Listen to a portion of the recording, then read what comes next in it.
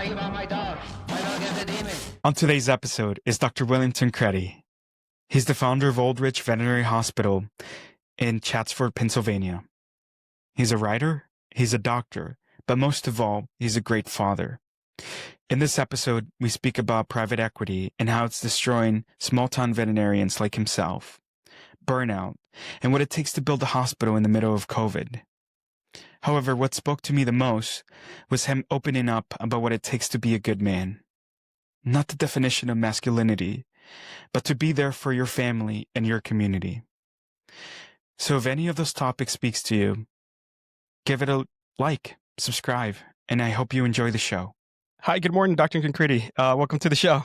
Good morning, sir. How are you? Doing wonderful. Where did we find you today? I'm in my office. Now that I look back at the background here, I should have blurred it or cleaned up a little before coming on here. But it's a office full of bookshelves. So And what kind of books do you have back there? I have a bunch. Those are the ones on hand, and then there are a bunch up there, and all kinds of stuff. So Wow. I read all kinds of stuff. That is my indulgence. That's the thing I can crank up to 11, and nobody minds, right? Like if you're an avid reader, people just kind of like, oh, that's good. That's a good thing for you. Mm-hmm. And what kind of books are you interested in reading? What's it, nonfiction, science fiction? I read nonfiction and science fiction and biographies and fantasies, and you can see there's Mark Twain's biography here. That one was pretty good. There was a book on water problems in the American desert, in the American West. That's Robert Jordan's Wheel of Time series. That one's the 48 Laws of Power by Robert Greene. Like there's a book on the best sports writing. There's Chesapeake by James Michener.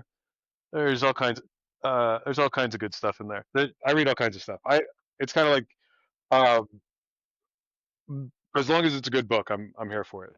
You're here for it. I just like good books. Awesome. Yeah, I have to get back into reading. I'm not, I have these books in here, but they're just for display. They're not really for anything. Makes a good background. I want to talk a little bit more about you. You made a move from corporate setting back to starting your practice, Old Ridge. I did. Tell me a little bit more about the process of that. Well, mostly I kept getting canned.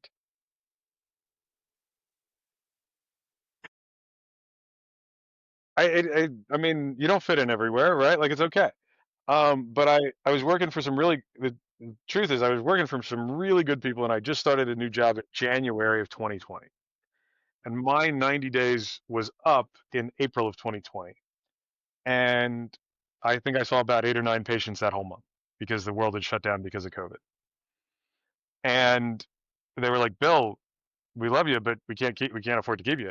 And I'm like, that's okay. I can count, right? Like, and I found myself with a ton of free time, and I was thinking of like just calling it a career and going to do something else. And somebody gave me a book that it was Dina Castor's book, An American Marathoner. And she, in the book, she's about to give up running, and her coach says to her, like, have you really given it all you have? And that was really an annoying question because I hadn't, right? I hadn't given it everything I had.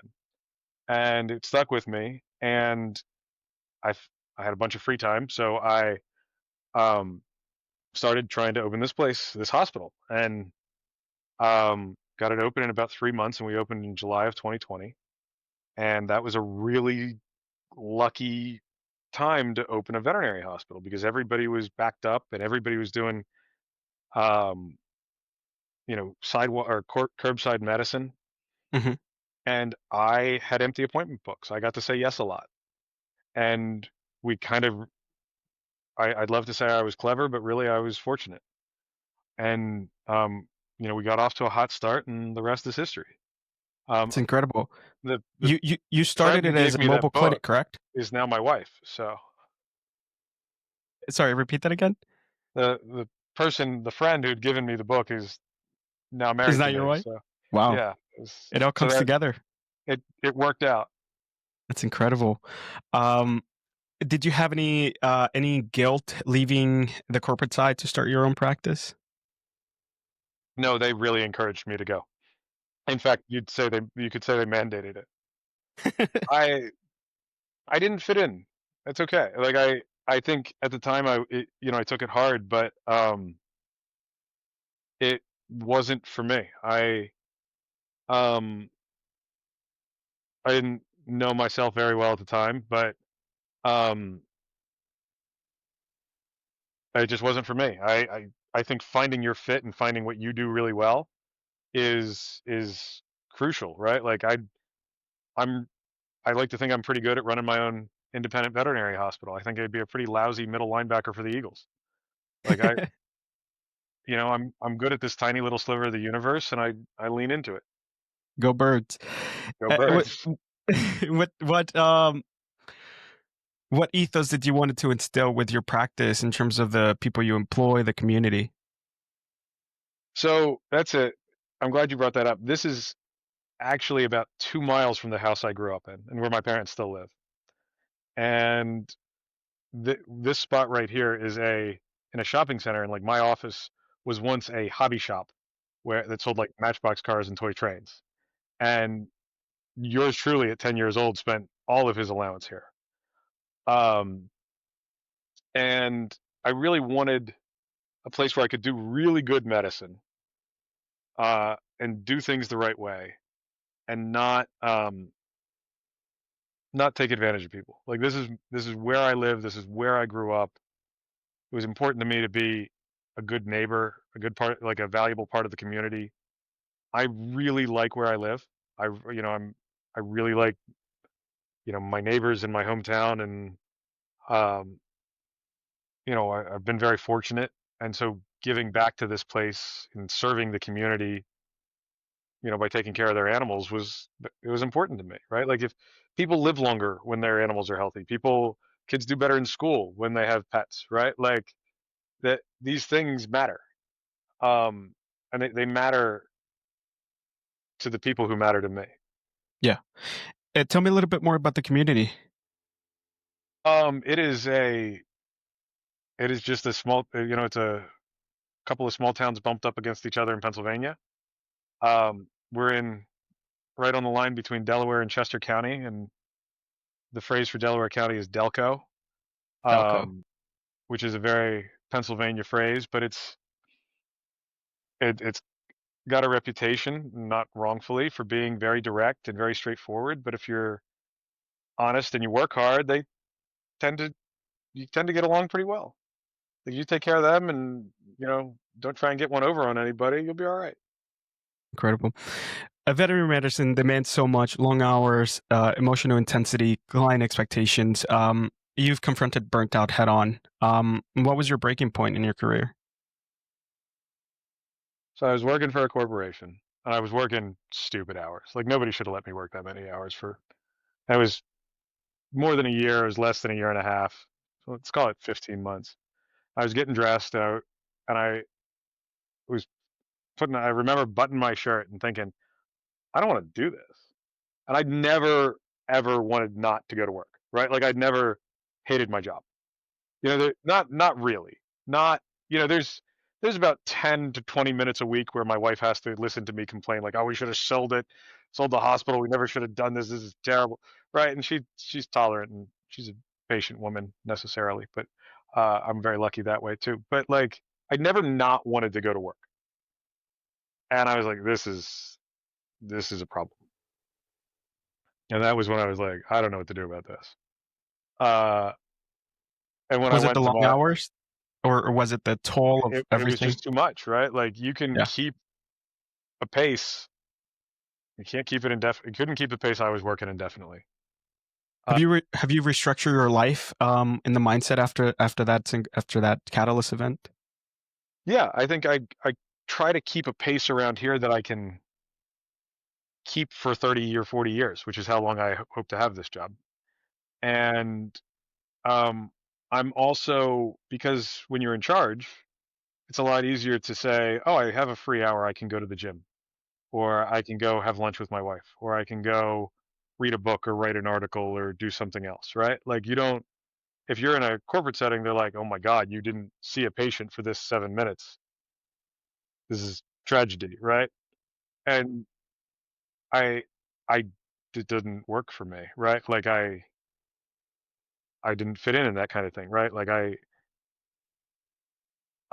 remember at one corporate hospital I was at, I wasn't very busy. They didn't have a lot of patience for me, Hmm. and I would sit there and read. And it's like, well, you should be working. It's like, I don't have any patience. I don't have anything to do, right? Like, you want There's me to, nothing to do. yeah, like like if you want me to mop the floors, like I will. You're paying me plenty to do that kind of stuff. But like I and I think that's okay, right? Like if there's nothing going on and all the work's done, like but that didn't fly in the environments I was in. And there are hospitals where like there are corporate hospitals where they're not like they don't have you by the Micromanaging throat, you. right? Yeah, Yeah. like they're not. But the ones I worked in were like that, so that was my experience. And I don't want to say like all I know plenty of people who work for corporate hospitals where they have great bosses and they have great support and there's work-life balance. I didn't get hired at any of those places. You write about AI helping doctors, technicians. What do you think about the future of AI in the vet field? I think it's very optimistic. I think more than more than the future, I'm excited about the present. Um, I think this is something that makes a lot of the like not the unfun parts, like the not like the boring parts of The vet soaps. med really easy. Yeah. The medical scribes, like I use VetRec, it's great. It is fantastic. Saves me a ton of time. Um, Amazing I founders, think by the way. what's that? Amazing founders. Got I to do it. Yeah, y- yeah. y- Kevin and David are yeah, fantastic. yeah, Like yeah, yeah. yeah, those guys. I think they're doing it right. You know, they're on the right track. And they care about the right things. Um, and they're, but like nobody went to vet school to take medical records. Like, oh my god, I love writing reports. Like, Yeah. um, I also think it's very valuable. The AI stuff is very valuable in terms of, like somebody like me, and in a lot of places in vet med, people are often elevated to like business ownership without a lot of business experience. Like you have more education in business than I do, right? And um, they, it's very hard for me to kind of do it all, right? And so if there's a chatbot that can do like a B minus to B plus level job of something, that's incredibly valuable, right? Like incredibly valuable for people who, are often balancing a pretty high workload. Um, and then finally, I think taking the emotional burden away from writing a client email, from writing a like a tough or gentle client collections letter or a corrections letter to your practice manager. Like that is really that man, that takes some of the bandwidth, like the emotional bandwidth away, and just makes it a much easier burden to bear. And I think, and I've talked about this a lot, and I know other people have talked about this too, but I think I got there first, so I'm taking credit for it. But um, I, it's not that we want to like save 2 hours and see 30 more patients, Hmm. right? It's that we want to save 2 hours and go home and see our kid's soccer game. It's how we spend that time um, to do more than just increase output. To some people, it may look like the workflow has been optimized. It's going to get more optimized as time goes on. Uh, what's your advice to veterinarians out there that work in the corporate setting who don't have that kind of autonomy to say no when the corporate overlords are going to come and say, "Hey, we've optimized workflow. We need to increase patient. Um, we need to bring in more patients." I would say if I was working for a corporation and they said, Doc, you need to bring in more patients, I was like, you've got a marketing team, you've got an SEO management team. Like, you guys go figure it out.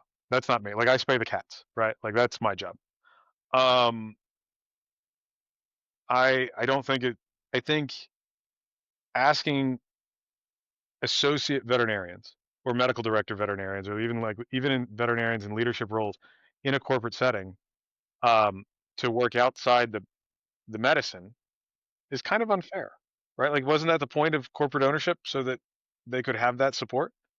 Um, and I think they should have input, but you don't want, like a DVM doing SEO management. I mean, there's maybe a dozen of them who are pretty good at it, but that to me, that was the whole point of having the corporate help is, the corporate ownership is I don't have to worry about payroll. I don't have to worry about benefits. I don't have to worry about all these other things. And I thought, and I think they, a lot, I think in some cases that I've seen, I won't say a lot, I'll say the ones I've seen, they kind of took the profit and then just left us to kind of fend for ourselves. It was like, okay, so they took the good stuff and the bad stuff is still my problem. Like the stuff that I don't do is still my problem. It's like, what was the point? Do you think AI is going to replace that human touch that this field still needs? No, no, I don't. I think it'll save us. See, this is where I'm getting with the bandwidth thing, right? Like if I didn't have to write 20 emails about cat fecals, about negative cat fecals, it's easier for me to have more of me there for the people who need it, like the human touch.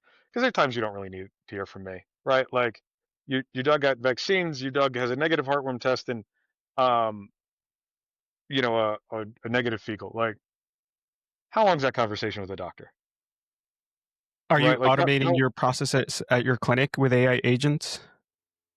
no, we're not automating it. I'm enhancing mine. I'm augmenting mine. Um,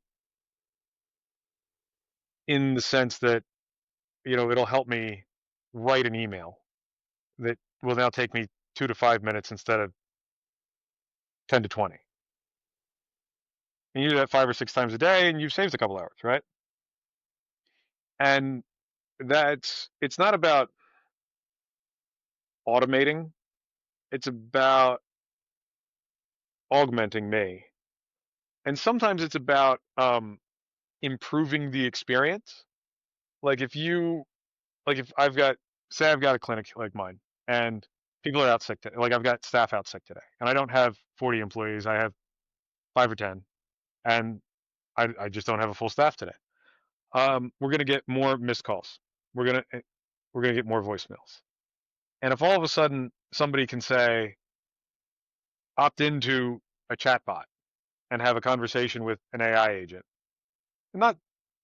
not deceptively, just like, hey, do you want to leave a voicemail? Voicemail, press one. Talk to the chatbot, press two. You press two, you talk to the chatbot. It's a nicer experience, right? It's a little, Like it's a little bit more personal. it's a Yeah. little bit more personal. You don't feel like you were blown off.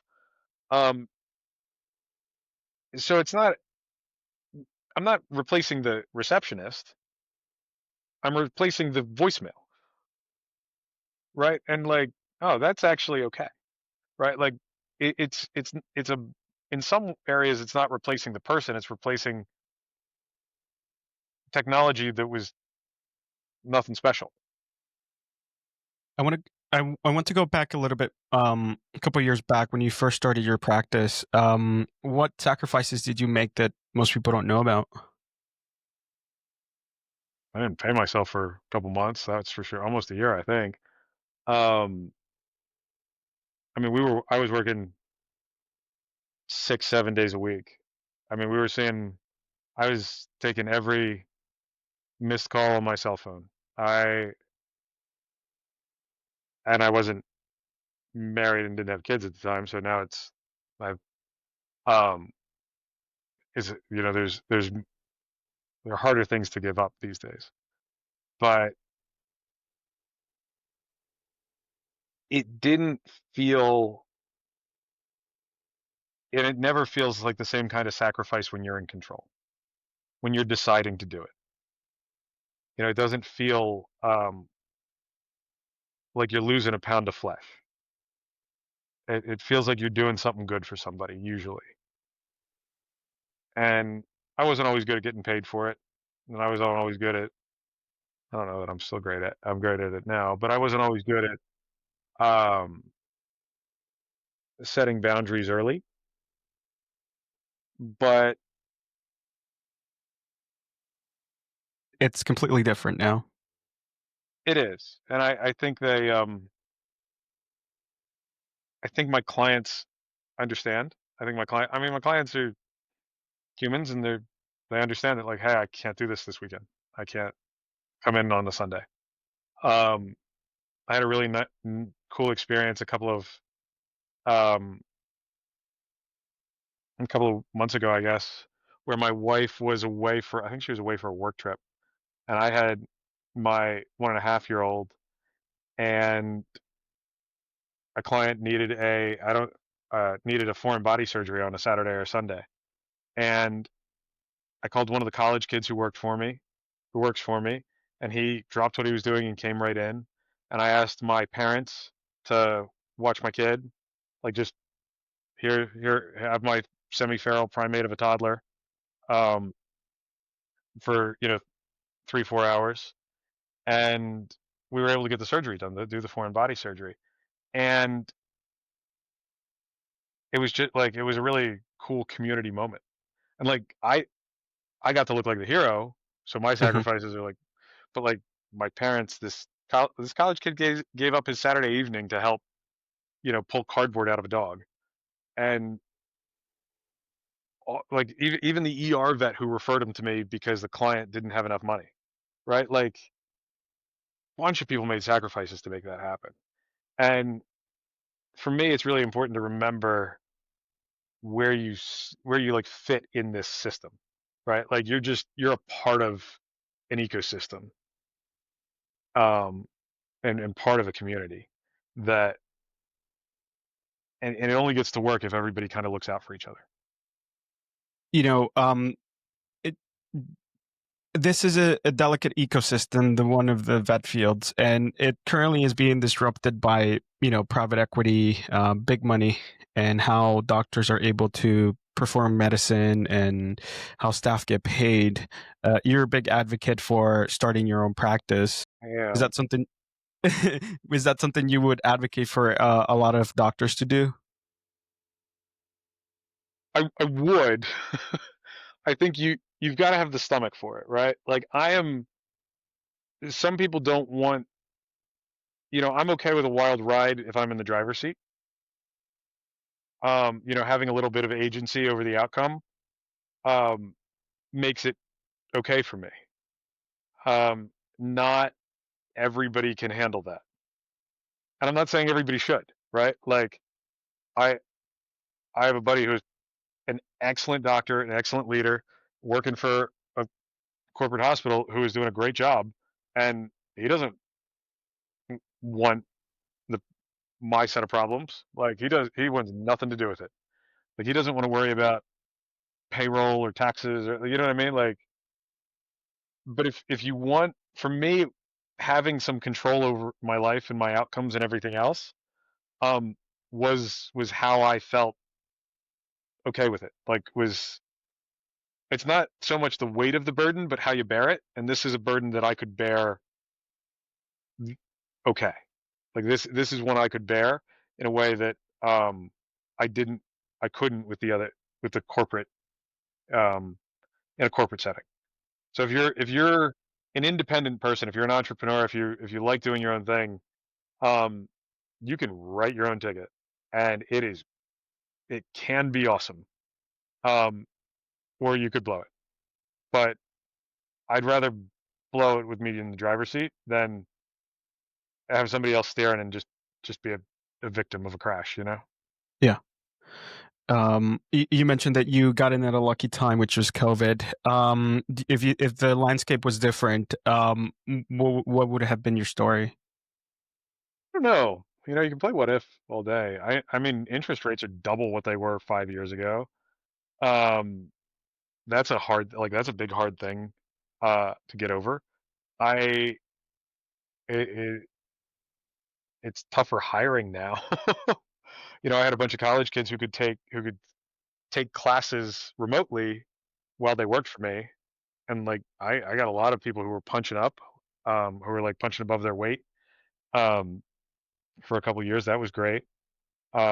I also the clients who wouldn't wait for 4 weeks for an appointment at their regular vet, and wanted to be seen today tended to be good clients, right? Like they tended to be people who wanted good medicine and wanted care for their dog right away. And I I couldn't have written a better script, right? Like it was great for me because all I had to do was do a good job and try to keep these people. And I was fortunate to land when I did. I think it would be a much slower start these days, right? Like it's not the explosive growth that we saw in 2020 and 2021. Um, it's it's tougher now, and it's tougher in different ways. Um, and it's not the same. It's apples to oranges, right? Like that was a weird time, and it's there's a little bit of embarrassment, like survivor guilt, at being one of the guys um, whose business benefited from a global pandemic and a unheard A lot of of deaths. circumstance. Yeah. Yeah, like a tragedy everywhere. A lot of businesses failed. Like, and I mine got lucky, right? Like You you could have during that time there were hospitals that opened. They were open for a year and they sold that 10 times EBITDA. My question to you would be, did you ever get approached? Did you ever think about selling? And those that time that you put in, all that effort you put in could have made you a multimillionaire, basically. yeah, I woulda, coulda, shoulda, I guess. But What I could have. I mean, I think a lot of them were. I didn't run the place like corporate aggregator would have liked to see. Mhm. Um, I also think um, it would have made some things easier. It would have made some things harder. Um, I I would have felt like I betrayed myself, like I'd given up too early. Um, I would have literally been selling out, which wouldn't have felt right. Um, but that's me, and like I said, there's about 20 minutes a week when I'm like, man, if only I'd not been a stubborn SOB and made my life easier. But that's okay. I think I don't worry about it. What could have been. It's fun to imagine and dream about, I guess. Yeah. But Yeah. I don't, I don't take that kind of thing too seriously, just personally, right? Like, oh, it could have gone great. It's like maybe, Yeah. There's autonomy in what you do today. Yeah. yeah. And like, I wouldn't have been able to take an hour on a Monday and have and like be on a podcast with you, right? Like my corporate overlords would have been like, that's an hour off your PTO. Um, and What kind of I like podcast doing this is stuff. it? Get approved to be on it.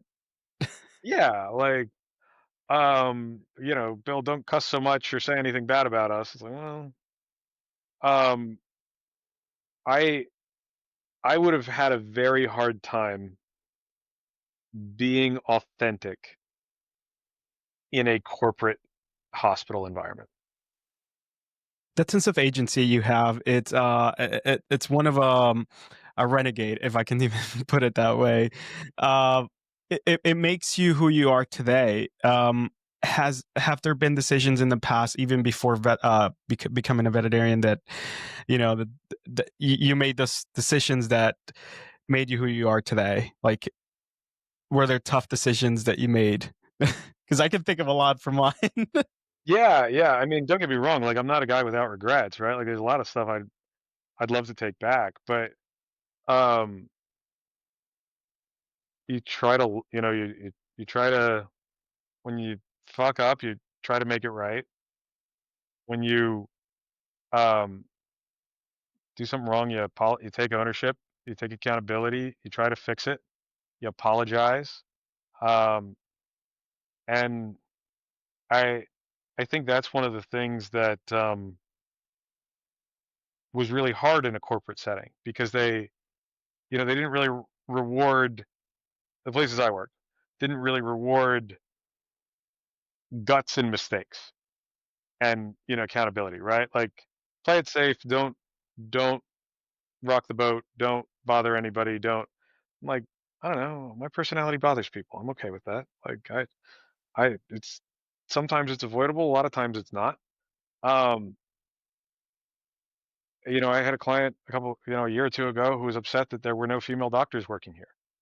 Um, it's only me, right? Like, I'm the only doctor here. Like, it's the one name on the door, and she was real mad about that. I'm like, I don't think there's anything I can do about that. Like, not like I don't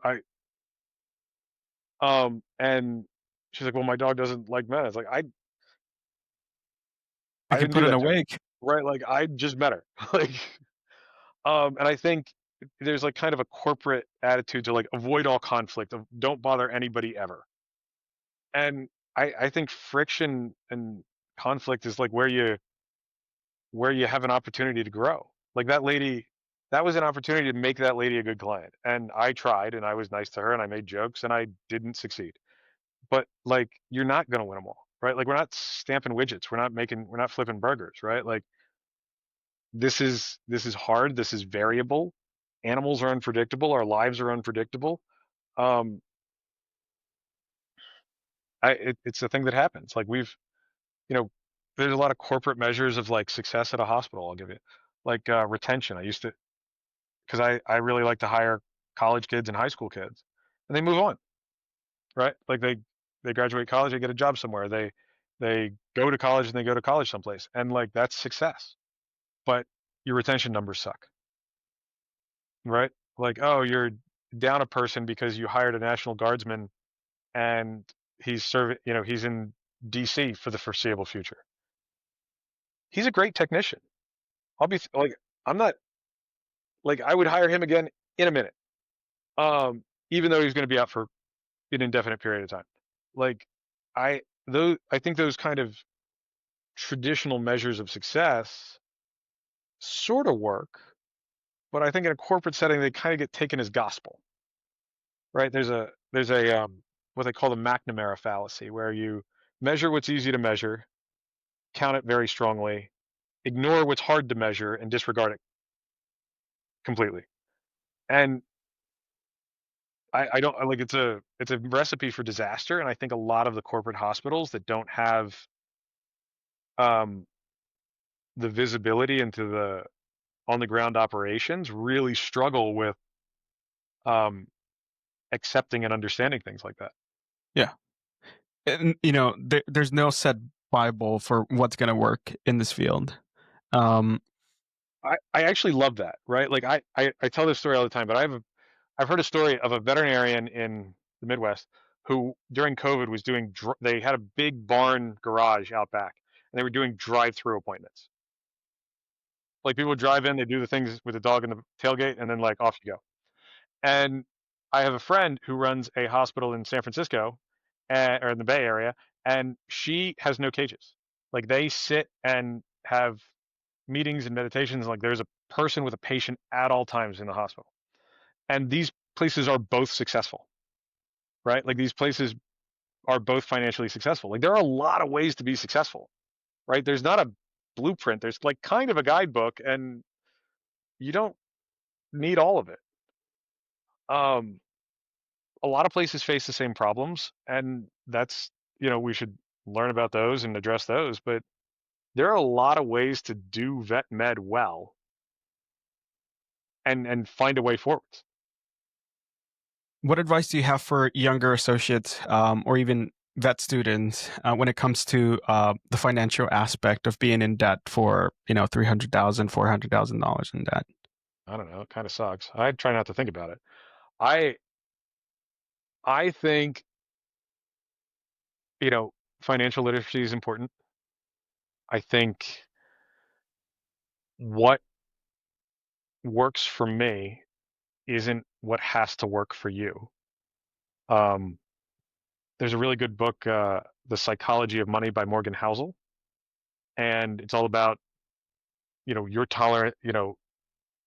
tolerance for risk, your tolerance for debt, your tolerance, um, you know, and planning for what you want and aiming for what you want. Like, and if you don't know what you want, very hard to manage your finances to achieve it.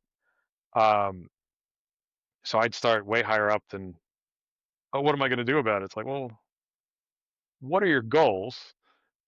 And then decide what you're going to do about the debt. Because there's a way forwards. There's a way to solve for it. You just got to.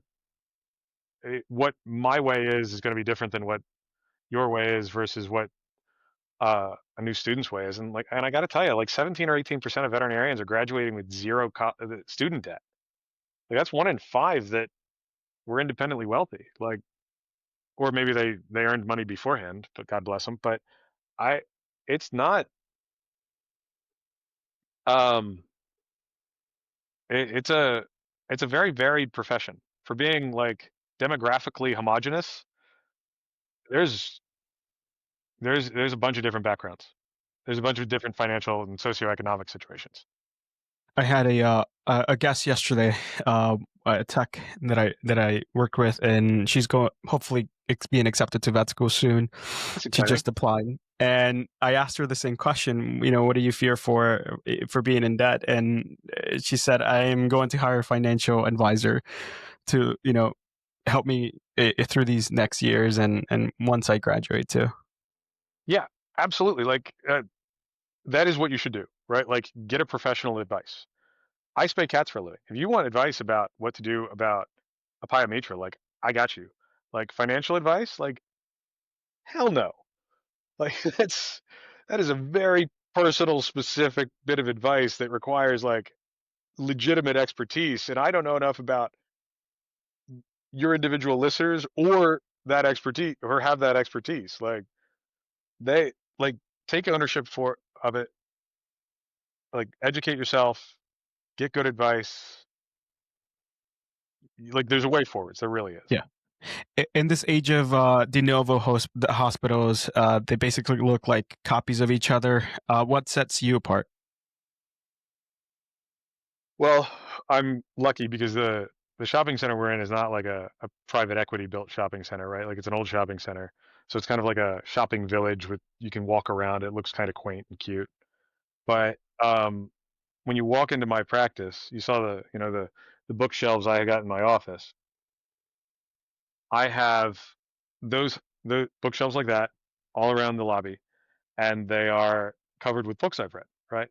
And when a client will mention one or we get to talking about one, I'm like, oh man, you'd really like if we ever connect about a book. I'm like, here, it's a gift for you, right? It's just a gift. It's not. I never lend books. You always get bent out of shape when you don't get books returned to you. But um, they yeah. So that is it's a little gimmicky, but it's us, right? Like it's It's me. It's authentic. my thing, and like the world's not worse off for books. And my I joke it's my way of like I funding my own book habit, right? Is giving books away. But I And if it wasn't for a book, you wouldn't be married. I Or I don't wouldn't be know, married or Yeah. on a podcast or anything else. Like everybody's got their thing, but man, I'm really lucky that you know, reading and writing are you know are sacred for me. Like that is I'm really fortunate for that. A lot of people are going to go through that moment in their life where they want to quit. Any advice for them? Well, I make sure you're right. I mean, but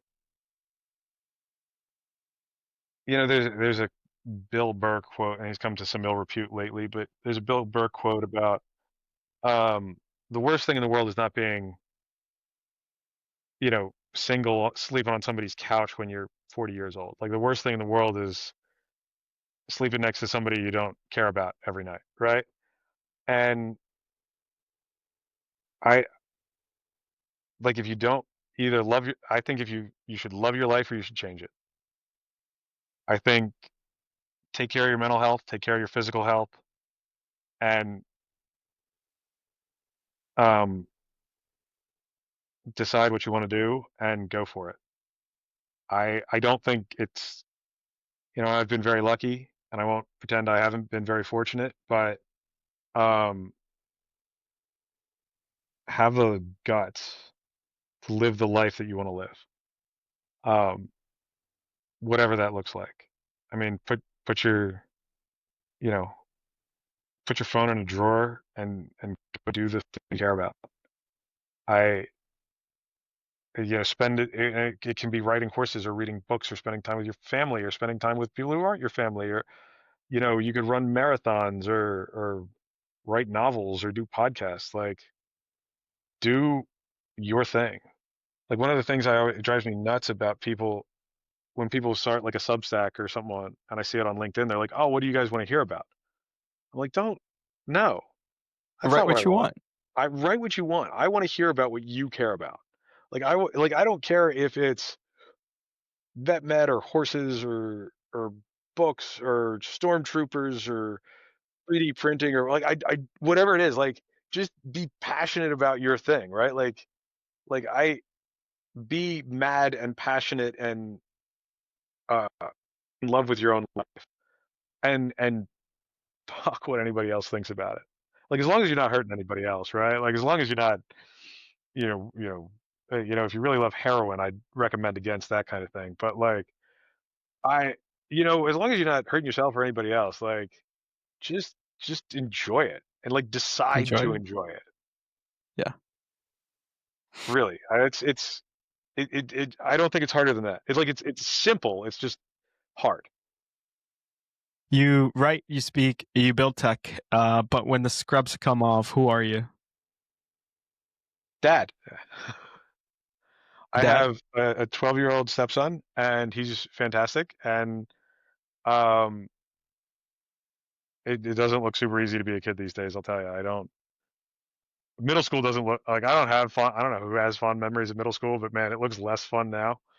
And I have a 19-month-old who is the most wonderful little feral primate in the world, and I like being dad to them and a husband to my wife is like, man, that's the best thing. Like that.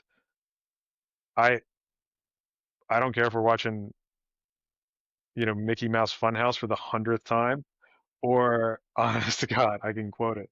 Um, I Now the song's playing in my head. But or like, man, another episode of One Piece, which there's like 1,000 of them. Did you know that? Um, or just going to the kids' soccer games or just going to the park with the kids. Like, it's that's all I need in the world. Like I would my wife had an event with friends yesterday and was going for a couple hours, and I just had the little one for 5 hours, and it was great. Like, I have bite marks on me and mucus on my shirt and like applesauce in my ear and like all that kind of stuff, right? But like, I wouldn't trade it for the world, right? Like, I was great. Like, everybody talks about how hard kids are, and they're not lying, but nobody talks about how fucking fun they are. Like, they're really like they're like this little 12-year-old like, "Hey, kiddo, you want to go to the park and play soccer?" Like, I'm like, "Yep, good. Get your shoes on." Right? Like, don't give him a choice. Like, it sounded like a question. Get in the car. But he's just happy to go do those things. And the little one too. Like, they like to play. They like to experience the world, and that's a good thing. Like, Amazing. that's all I need to do. It's your world. And Yeah. yeah, wow. And it helps. Like, Um, I married a superhero, so she's fantastic, right? She's beautiful and brilliant and successful, and that it definitely makes life easier. But I'm totally smitten, so that's all right. Like, I um like, life's good, and I did a shift at a Emancipet, which is like a low cost spay neuter clinic in the city, and like vaccine. I just did vaccines and treat fleas and that kind of stuff. But it's an incredible thing for access to care. And um, I saw 87 patients in 7 or 8 hours, and like, these people blow you away. Like, these people wait 3, 4, 5 hours to be seen for their animals, mhm. and like, oh man, they don't have a ton of money, and they're they're not interested in getting their dog spayed or neutered or this, that, or the other thing. And people get real moralistic and judgmental, but like, look how hard they worked. Look how much time they spent to get their dog's care, to get their cat's care. Like, if you can't appreciate the things that are right in front of you, I think you're missing out.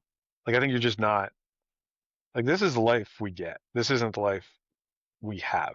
Like, this is an opportunity to matter to the people in your community and around you and in your life. And if you're not grateful and humbled by that, I really think you're just missing out on an opportunity to enjoy what's going on right in front of you. You have to live by. You have to live life every day. Every day. It's not about the goals. If you had all the capital, if you had all the capital to change something in this industry, what would it be?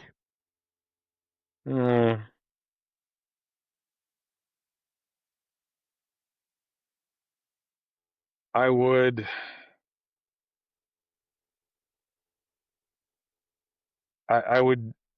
set it up so we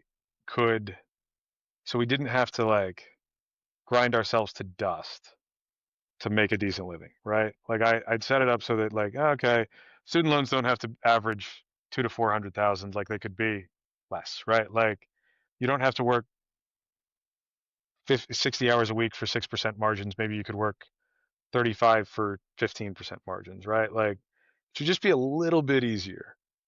There should be a little bit more free time instead of just squeezed to like get the absolute most out of, most dollars out of every interaction. I think I'd want more mental health support and leadership and communication support for everybody in the hospital. I want, I would set it up and I would want everybody to enjoy their job as much as I do mine, right? Like I want, and whatever that means for them. If I could run hospitals that way, that's what I do. I think there's a chance to do that with advocacy and, showing people the right way. To wrap up this podcast, I want to ask you about your legacy. What kind of legacy do you want to build, leave behind for your community, for your kids? Oh, it's not even a comparison, right? Like I'd much rather be a good dad than have a statue put up for me, right? Like I, you know, I I was really lucky because I am really lucky because my dad had a chance to be a great man or a good one, and he decided to be a good one, and that's all I can aspire to be. Um, in 5, 10 years, if nobody cares about my lectures or my writing or anything else, I don't give a shit. Like, it is, if those little boys are happy to see me when I get home, I don't really care what anybody else thinks. I really don't. I'll keep trying to write and do good work because I love to write and I love to do good work, but it's nothing compared to what I want to do for them, right? Like everything it's nothing. It's just not important. It's just not. I hate to say it. Like you could make you if you told me I was going to miss a birthday to accept the, veterinarian of the year award, like you got to pick somebody else. Like it's not even close. It's not even close. That's I'm gonna remember that. Yeah, I mean, Be good or great. Yeah. I, being a great man, that'd be nice, but I'd really rather be a good one. Bill, thank you very much for being on the show. I appreciate your time, and I hope everyone gets to learn something from you today and how to become a good man. Thank you for having me, Ron. I appreciate that.